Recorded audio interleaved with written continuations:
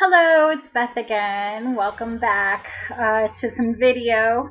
Hopefully this week I'll be able to do a lot more video than I did last week. Last week I was traveling across the country, so I had to do some writing. But I hope that you've been enjoying the whole discussion of the chakras. So far we've covered quite a few. We started with the root chakra and how that talks about sort of a base level of experience of being in a human body and living on the planet, feeling like it's okay to be here and having basic needs met.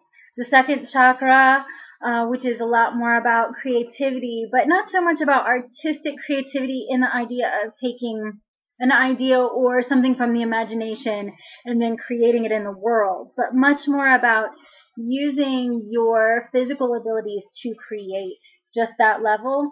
So it would be things like cooking or cleaning or building a home or building a car or actually physically manifesting things. So a lot more kind of less intuitively and artistically thought through and much more about the physical practice of creating. Then the next level, the third chakra, is in the solar plexus. And the solar plexus deals a lot with the will. It deals with sort of gut level understanding of what's right for you and what's not right for you, and then going along with that, forging ahead. And then we talked about the heart chakra.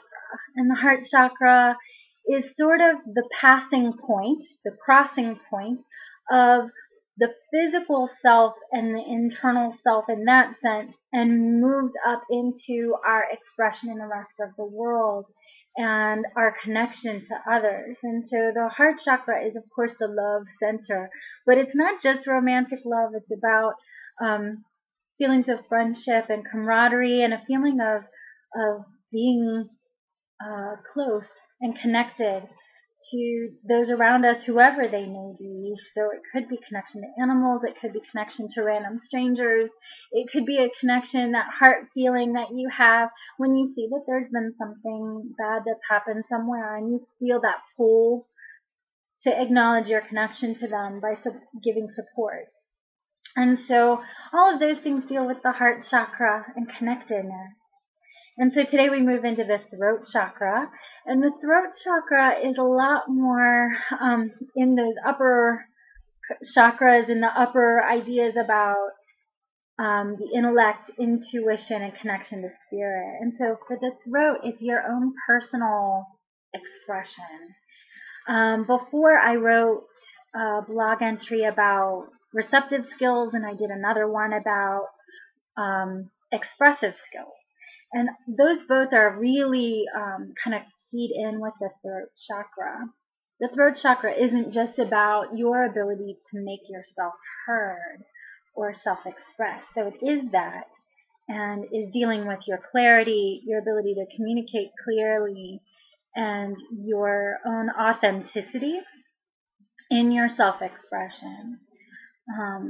It's also dealing with the receptive skills, so it will deal with the ears, actually, in your ability to listen and take in what's coming to you through sound and what's coming to you from other people.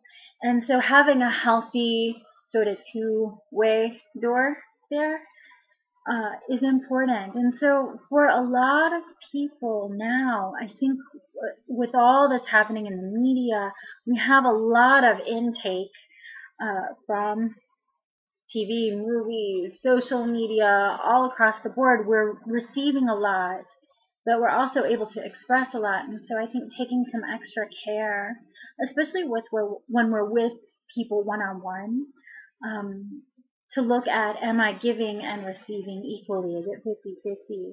You know, showing up for meetings and gatherings with people in a receptive mindset, so that you come prepared with questions and things that you want to welcome in other people's expression, as well as being clear and authentic in what you're trying to express about yourself and what you're doing.